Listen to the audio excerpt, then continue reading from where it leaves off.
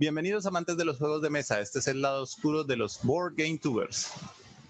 Hola, hoy vamos a hablar de uno de los juegos más famosos que existen en el universo de Star Wars y es X-Wing. X-Wing que básicamente es uno de los principales lanzamientos de Fantasy Flight, pero que quisiera, antes de arrancar con todo el tema, contarles que lo vamos a hacer 3 episodios. El primero de ellos va a ser el día de hoy, contando mucho acerca de la historia del juego. Entonces, Javi, cuéntanos un poquito esa historia, cuándo sale, qué modificaciones ha tenido y todo lo que nos puedas contar acerca de X-Wing. Bueno, X-Wing es un juego de escaramuzas entre miniaturas que utiliza un sistema de tokens y plantillas, básicamente. Copia el sistema de otros juegos que ya ha sacado Fantasy Flight. Dani también es coleccionista de estos juegos, es un juego de aviones de la Primera y Segunda Guerra Mundial para hacer combates de dogfights. Dogfights que se conoce a la estructura de combate en que dos aeronaves se entrelazan en un combate cercano.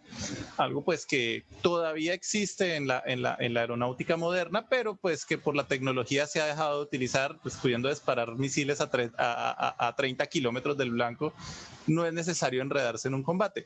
Pero pues siendo el universo de Star Wars un universo de fantasía donde la tecnología no nos va a opacar la épica, estos combates ocurren en Star Wars. X-Wing viene a ser un juego de miniaturas que emula esos combates y te lleva a que hagas enfrentamientos. Es un juego de escaramuzas, como algunos otros wargames, pensado para jugarse inicialmente uno contra uno. ¿De dónde surge? Bueno, Fantasy Flight en la década de los 2010 se hace con los derechos para comercializar juegos de mesa y juegos de rol de Star Wars, que eso es algo que hemos mencionado todo el tiempo en este canal. Inicia específicamente con X-Wing, sacando una caja base que traía 3 naves, un X-Wing, que es la nave que le da el nombre al juego, y 2 TIE Fighters imperiales. Trae lo básico para jugar: un escuadrón de imperiales, un escuadrón de una sola nave de rebeldes, y pues la propuesta es hacer una batalla básica. El juego como tal es el primer intento de Fantasy Flight de comercializar. Se dice, y digo que se dice porque vamos a ver que las intenciones de Fantasy Flight no son tan claras como uno podría pensar, que el juego fue pensado como un juego casual, también orientado al coleccionista. Y esto se debe a que en ese momento el roster de naves de Star Wars para el combate, lo que se llaman casas de combate, no es muy extenso. Aunque Star Wars tiene un catálogo de naves grandes, estas naves no solamente incluyen casas, sino que incluyen naves capitales y fragatas. En el caso de los cazas espaciales existen muchos que no son canónicos, y los que realmente aparecen en la película se pueden contar con los dedos de las 2 manos, no alcanzan a ser 6 o 7. Pensando en esto, que se iban a utilizar esos cazas, pues se decía que el juego no iba a ser algo muy grande, y aunque pues digamos tiene una gran cantidad de componentes y su precio pues nunca fue el más amigable, valía la pena por la calidad de las miniaturas. Fantasy Flight siempre se ha caracterizado por esa calidad en los modelos, y en este caso no solamente el modelado, sino también la pintura, que es algo que no todos los juegos de Fantasy Flight estaban muy bien realizados. No en una escala extremadamente excelente, pero mucho mejor que sus antecesores que se distribuían de esta manera, cuidando atención a los detalles, mostrándonos variantes de pinturas entre determinados cazas imperiales y rebeldes que diferencian un caza de otro, lo cual también es muy atractivo para el coleccionista. Entonces se vendía en las 2 líneas. Un juego de miniaturas que podías jugar de manera rápida, entre comillas, y casual, y un juego que te permitía coleccionar, digamos, de manera más bonita que en otras entregas, estos aviones, estas naves. como les dije, pues las intenciones de Fantasy Flight no son del todo claras, y el jueguito, que resultaba de 3 naves, poco a poco fue sacando oleadas pues que inicialmente solamente incluían las naves de las películas, pero Fantasy Flight sacó su as debajo de la manga y poco a poco nos fue entregando miniaturas correspondientes al universo expandido. Eso durante los 2 primeros años, 2012 y 2013. Y en 2013 sucede lo que tenía que suceder. Disney compra Star Wars como franquicia, y pues Fantasy Flight se ve como en ese tirafloje. Tenemos esta licencia, pero pues ahora pertenece a otro dueño. Sin embargo, Disney da luz al proyecto, y esto genera no que Fantasy Flight se tenga que divorciar de utilizar las naves del universo expandido, sino que se agrega un nuevo catálogo de naves a las posibilidades del juego. Además, el juego tiene un alto impacto entre los jugadores. El juego que pensaba para un nicho, para casual, encuentra un nicho fuerte, no encuentra un nicho que compra solamente por tener la colección, sino un nicho fuertemente competitivo. El juego está diseñado así, por tanto no podemos pensar que Fantasy Flight no pensó esto desde el comienzo. Su intención desde el comienzo era esa, y esto se da porque las características del juego engloban los 3 grandes, digamos, elementos del juego competitivo que tienen en general este tipo de juegos, y los juntan en uno solo. Se puede decir que el juego es un juego de miniaturas con elementos de cartas intercambiables y elementos de wargame, todo en un solo paquete que no es ni lo uno ni lo otro, pero tiene un poco de todo.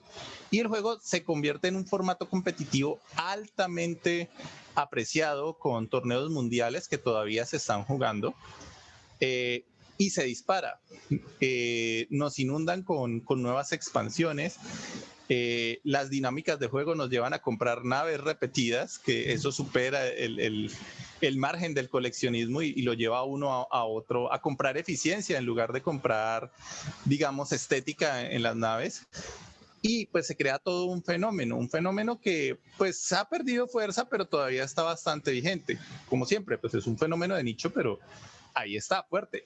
Sí, pero fíjate, Javi, que acabas de mencionar varias palabras que me parece importante que hiciéramos la claridad de lo que significa. Por ejemplo, mencionaste la palabra escaramuzas, que me parece claro que tenemos que definirlo para que la gente sepa qué es una escaramuza o cómo se define una escaramuza en este sentido.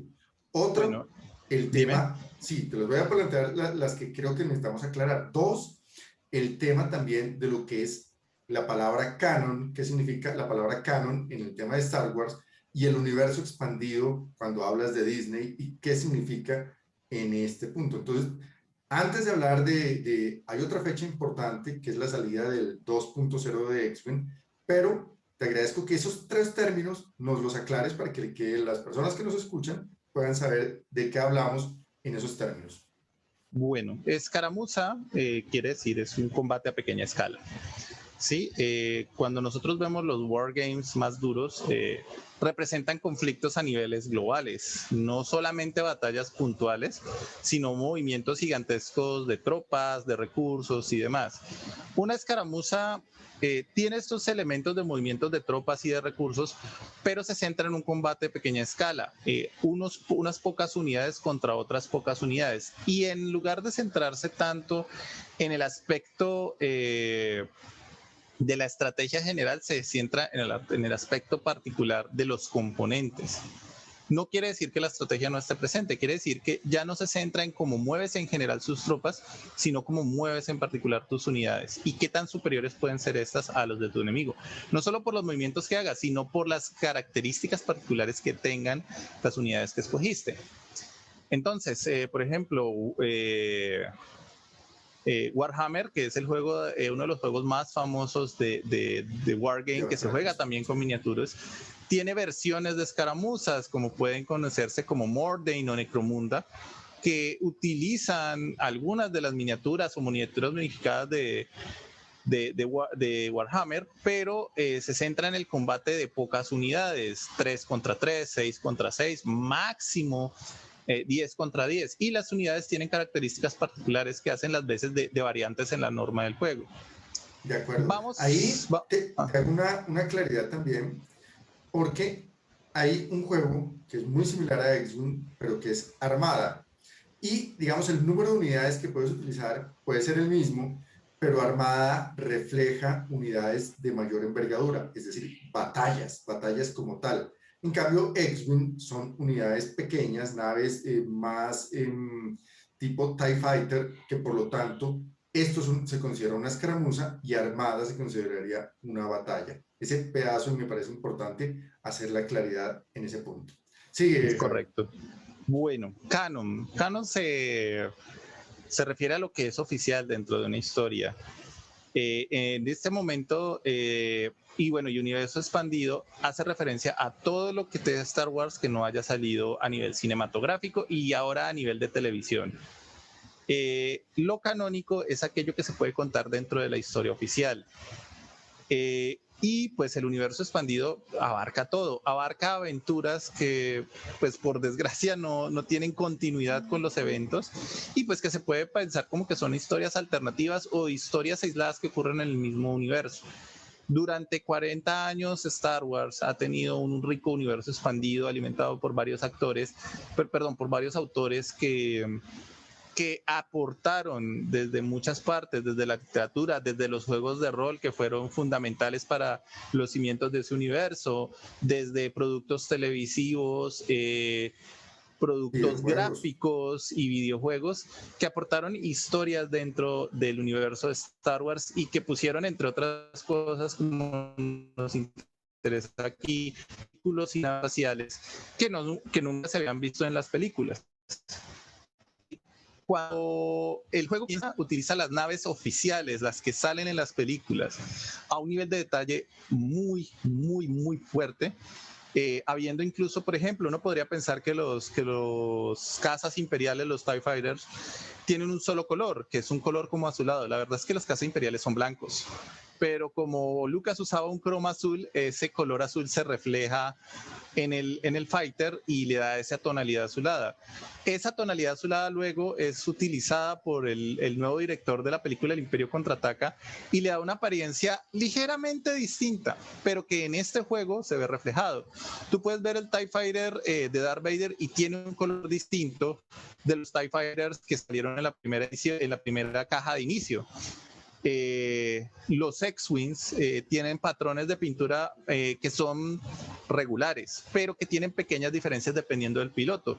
Tú puedes ver los fighters que vienen con la intención inicial, los que vienen en una caja sola y los que vienen como escoltas de naves más grandes y todos tienen patrones de colores distintos y estos patrones coinciden con los patrones de la película. Sí, entonces es un nivel de detalle impresionante, sobre todo porque las miniaturas son de menos de 2 pulgadas y se ven, son muy pequeñas realmente, son menos de 4 centímetros por 4 centímetros y el detalle es muy bueno. Entonces empezamos con estas naves oficiales que, como les dije, no son muchas, si son 7 u 8 es demasiado, y eso contando las variantes que el modelado deja por allá en el fondo. Pero entonces en el universo expandido comenzamos a ver variaciones de las naves, variaciones en las pinturas y luego comenzamos a ver naves que son exclusivas de cómics, de videojuegos y de otros medios que poco a poco van alimentando ese roster de naves y lo que podía ser un juego que fácilmente podría tener 3 naves de un lado y 3 naves del otro, se convierte en un monstruo que tiene varias facciones, que tiene diferentes modos de juego, que articula ese universo de Star Wars a la jugabilidad y que tiene incluso trasfondos para su jugabilidad, trasfondos históricos, que en un juego de escaramuzas le da un sabor adicional, un factor de inmersión que es de esas cosas que a ti y a mí tanto nos gusta que tengan los juegos de mesa temáticos. Totalmente de acuerdo. Ahora, hay un punto importante que tú mencionaste y es la forma en que Fantasy Flight empezó a sacar al mercado, que lo denominó por olas, por las famosas waves, que iba sacando de a poquitos estas naves, pero cada vez a los fanáticos y a los coleccionistas que veíamos estas naves salir y nos generaba un deseo increíble de tenerlas.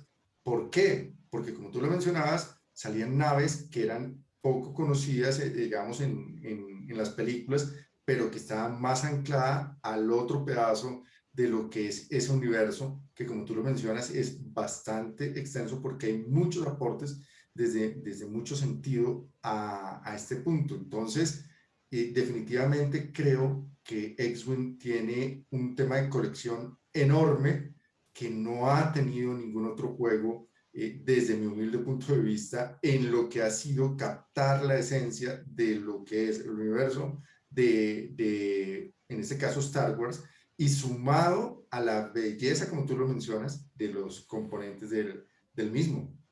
Bueno, hay que decir una cosa, y es que eso se debe a dos cosas. La primera, pues obviamente Fantasy Flight necesita comercializar. Y al hacer un juego de naves y tener opciones tan limitadas, pues eso te dificulta las cosas. Tienes que sacar material de donde lo haya y venderlo. Y si es necesario, promocionarlo nuevamente. Así ese material esté sacado de los pelos. Afortunadamente, pues este universo expandido sirvió como base. Y la otra es que, y la importante realmente para nosotros es que se necesita una base jugable. O sea, Fantasy Flight no necesita solo vender. Este tipo de juegos se desarrollan en comunidad, dependen más del ambiente competitivo que haya que otros juegos que tienen, digamos, una vida útil que depende de qué tanto llegues a dominar el juego, ¿no? Esto es un juego eh, no es de trading, porque pues aunque puedes intercambiar, no es la idea, no es lo que te propone el juego. Pero sí es un juego de competencia y en esos juegos de competencia poder variar tu estrategia constantemente es necesario para poder dominar la estrategia, para poder sacarle en términos de jugabilidad el mayor provecho al juego. Entonces esas dos necesidades y el hecho de que consiguió un nicho realmente fuerte en comparación a lo que estoy seguro realmente esperaban, fue algo que llevó a utilizar eso.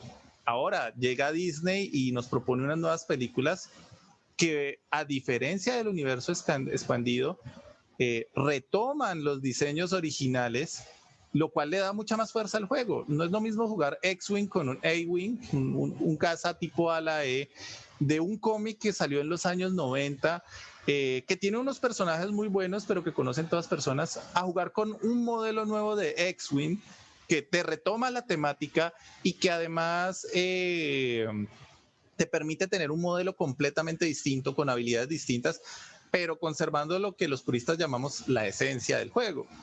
Entonces, eso le dio un impulso adicional. Puede que a la gente no le hayan gustado mucho las películas, pero los diseños, la nostalgia que tenían fue algo que realmente pegó mucho.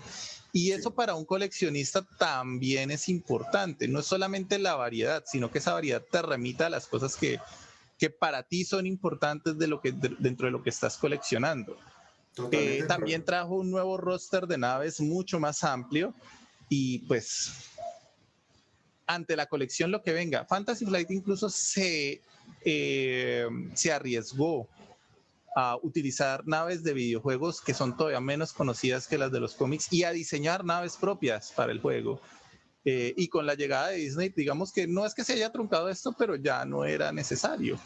De acuerdo. Ahora, hay un punto importante que tú lo has mencionado, pero que vale la pena que las personas que no conozcan el juego tengan presente, y es que la venta de las naves que se hacía independiente de la caja original, uno las podía ir adquiriendo, traían no solamente la miniatura, sino unas ediciones, que eran básicamente las cartas en las cuales estaba la jugabilidad. La jugabilidad, la parte donde estaba la explicación de la nave como tal, pero traía varias versiones de la misma que eran manejadas por diferentes pilotos y le daba diferentes habilidades que podrían contradecir las reglas, que incluso esa era la característica. El chiste, bueno, pues para eso hay que saber cómo se juega X-Wing.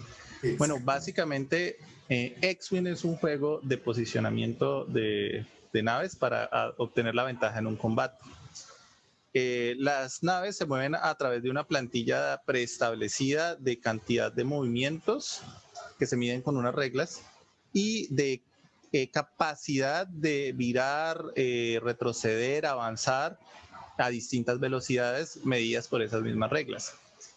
Cada casa además tiene unas estadísticas bases de combate que se determinan a partir de dados, que es un elemento de azar dentro del juego indudablemente, un elemento que se puede eliminar con las reglas que tú mencionas. Pero pues para poder manejar estas reglas se necesitan referencias. Normalmente en estos juegos de Wargame, las referencias están en manuales, en grandes tomos, contenidas completamente, y tú puedes variar y armar las estrategias combinando las diferentes estrategias que el manual te dice. Fantasy Flight optó por un sistema de cartas, no de cartas intercambiables, sino de cartas jugables dentro del mismo juego, que te da precisamente esas variaciones. Entonces tienes a la vez un juego de miniaturas y a la vez un juego de cartas. Y son bastantes cartas. Lo bueno es que en la medida en que tú vas comprando las cosas, las cartas que necesitas van a estar ahí. Esto también supone un problema, porque si necesitas una segunda versión de la carta, te toca comprar una nave que de pronto no necesitas. De acuerdo. ¿Sí? O incluso Pero eso había, no. había cartas que tú tenías que conseguir de otras naves que te servían a ti y como tú lo acabas de mencionar, estas cartas salen definidas, no son al azar. Tenías que comprar la otra nave simplemente para tener, por ejemplo, un torpedo o una O torreta en una un tipo de nave. torreta que no tenías. Exactamente. Pero Entonces, bueno, eso hace parte de la estrategia comercial indudablemente. Nosotros recuerdo que cuando jugábamos no necesitábamos las cartas originales para jugar, pero por ejemplo en un torneo oficial necesita la carta original para que sea válido el hecho de que la estás usando. No puedes traer referencias, como por ejemplo en un juego de Warhammer, que tú no tienes que tener, digamos, un listado, tienes que tener un listado oficial, pero el listado lo puedes obtener simplemente comprando el manual y tienes todos los listados oficiales que necesitas para jugar. En este caso, pues en términos competitivos no lo necesitas, aunque el juego es perfectamente jugable si tú simplemente en una hoja de papel imprimes las cartas todas en una sola hoja. Eso es perfectamente comprensible y digamos que es lo que se hace en los juegos en línea. Nadie muestra las cartas en la cámara web para decir que sí las tiene, ¿sí? sí. Pero pues eso es para otro programa. Entonces, el juego trae todos estos elementos, te llena de cartón, es una realidad, trae cantidad de fichitas, marcadores que son necesarios para marcar. Tú podrías reemplazar objetivamente las naves por fichas de cartón también, y la experiencia de juego sería exactamente la misma, pero la inmersión no. Definitivamente una de las grandes virtudes es que este juego, al ser tan detallado, tiene un gran factor de inmersión.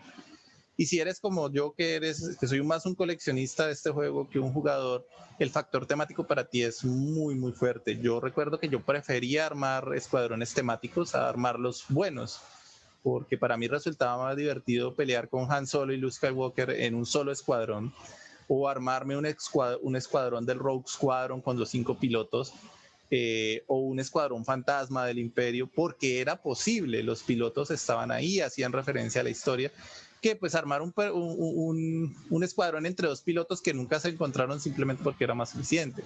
Pero las posibilidades estaban ahí de jugarlo tanto competitivamente como temáticamente, y eso pues da pie a muchas cosas. Lo hace un juego muy divertido, muy atractivo para diferentes tipos de público, incluso dentro del mismo nicho. Y si en últimas no te gusta jugar o eres malo como yo, Como nosotros. sí, como nosotros, pues entonces la colección por sí misma ya es bastante satisfactoria, es bien gratificante el detalle, la forma en las que los puedes exponer, la exhibición siempre fue muy buena. El único punto de vista negativo frente a todo esto que yo le llegué a ver, pues además de la forma de comercialización que uno puede llegar a entender, entre comillas, era el hecho de que por la calidad de la apariencia se sacrificaba mucha de la calidad del material, y eso lleva a que sean elementos realmente frágiles. De acuerdo. De acuerdo. Aunque digamos que el tema para mí era también de cómo se manipulaban y cómo se llegaban a usar. No, En es un juego que todo, hay que manipular con cuidado, no, pero no es un juego en todo para... lo que siempre manejamos y jugamos, que fue bastante, solamente tuve una vez un accidente con una nave que no fue en mis manos, fue cuando lo presté y justamente a la persona que lo Sí. presté le pasó el accidente, pero me parece que era un tema normal y que gracias a Dios tenía copia de esa nave, no pasó nada, pero Las naves sí. no son extremadamente difíciles de reparar, eso es un De hecho. acuerdo. Sí. Y realmente se da mucho para la repersonalización de las naves. Las pintadas de las naves, Uh-huh. sí, totalmente de acuerdo. es un juego muy completo en el aspecto del coleccionismo es un juego muy completo. En el aspecto del juego, es un excelente juego competitivo. Para mí, que yo prefiero, pues digamos, los juegos competitivos de otra manera u otro tipo de juegos de mesa, resulta un juego un poquito agobiante. Eh, Estresante para mí. sí, es un juego de la gente que le gusta competir y derrotar y aplastar al otro. No es que en otros juegos no se pueda, es que pues la estrategia tiene eso, es complicada de manejar, sobre todo una estrategia tan flexible. No son las Sí. mismas reglas para todos, a pesar de que en la base sí lo son. Y eso lo hace bastante interesante. Y supongo que vos y yo estamos de acuerdo en que lo que realmente nos atrae el juego es el coleccionismo de los elementos que trae elementos de excelente calidad en cuanto al diseño y al moldeado. De pronto, pues la calidad de los materiales, que en eso sí se diferencia mucho de antecesores como por ejemplo Wizard. Las miniaturas de Wizard son inmortales. Sí. Yo las he visto en la boca de mis gatos y no les han pasado nada. Eh, e incluso pues es como el único pero, y incluso el material no responde a la indestructibilidad de la miniatura, sino más bien a su apariencia. De acuerdo. Entonces aún ese defecto tiene su pero. Tienen su tema, pero para mí tiene su encanto también porque se Uh nota -huh. que está bien hecho, es delicado, pero sí tiene fragilidad, no, no es un yo, elemento que pueda tener yo quiero eternamente. mencionar esas naves del universo de expandido, como el Star Jumper, el Outrider, que es canon, pero es canon por 3 segundos en pantalla, el Moldy Crow, el cuervo oxidado de Kyle Katarn, el Decimator, que es una nave que esto personalmente, pero es espectacular, a todo el mundo le gusta y nadie sabe de dónde salió, o Sí, incluso el Imperial Rider, que pues el Imperial Rider es una fragata imperial. Las fragatas imperiales no existen en las películas. Perdón, las corbetas imperiales no existen en las películas. Y fue una nave que diseñó Fantasy Flight para el juego y que fue retomada por Disney para un videojuego, dándole un lugar en la Armada Imperial como una nave de espionaje, lo cual se ajusta mucho al diseño que le hizo Fantasy Flight. Es muy bonito ver cómo tiene sinergia. O sea, que no solamente Star Wars tiene sinergia en el juego, sino que el juego tiene sinergia en el universo de Star Wars. de acuerdo. En ese sentido, como admirador de este juego, que fue, digamos, el primer juego de mesa de Star Wars que yo tuve, pues me hace sentir muy bien ese tipo de cosas. O sea, la Hay un experiencia no es tema, por el juego, es por otras cosas. de acuerdo, hay un tema importante que no hemos mencionado y es la salida del famoso 2.0, que es lo que se está jugando actualmente por parte de Fantasy Flight. Me gustaría que lo mencionaras con respecto a la fecha y segundo, ¿qué pasó en ese punto? Pero muy sencillo que nos cuentes porque esto lo vamos a Bueno, ampliar en otro episodio. básicamente el juego tenía límite, como te dije al comienzo, fue pensado para ser inicialmente un juego casual. Se le hicieron muchas erratas en el camino, pero la jugabilidad se estaba quedando. ¿Sí? Hacían falta reglas que permitieran un ambiente competitivo, un entorno competitivo mucho más justo. Las nuevas olas se comían las antiguas olas muy rápido. Y es una forma de revivir las naves que salieron al comienzo y que estaban dejando de tener relevancia, pero también es una forma de darle a los competidores nuevas estrategias y por supuesto de comercializar más cartón. De acuerdo. Pero que lo que busca es darle nueva vida al juego. Cuando sale en septiembre de 2018, la búsqueda no solamente es poder darle nueva vida, sino poder incorporar naves de otras eras. Ya se habían incorporado las nuevas de la época de las secuelas, dentro de las mismas reglas. Eran naves pues que se veía el avance tecnológico en cuanto a maniobrabilidad, en cuanto a poder de fuego y otras cosas. Eh, pero estaban las naves de la República. Si seguían esa misma lógica, las naves de la República no tenían que hacer ni siquiera nada contra las naves que salieron al comienzo. Entonces, la nueva edición busca traer un equilibrio entre todas las naves y que el juego no refleje de forma tan fiel el avance tecnológico, sino que refleje una estrategia de juego, una estrategia de combate más que una superioridad tecnológica en los vehículos, que era en últimas lo que estaba ocurriendo cada vez que sacaban una nueva ola. Equilibra muchas cosas del juego, por supuesto, como en todo juego competitivo, desequilibra muchas otras, pero le da nueva vida. Lo que hace es darle la oportunidad a la gente de variar la estrategia, que como ya dijimos es algo importantísimo en estos juegos.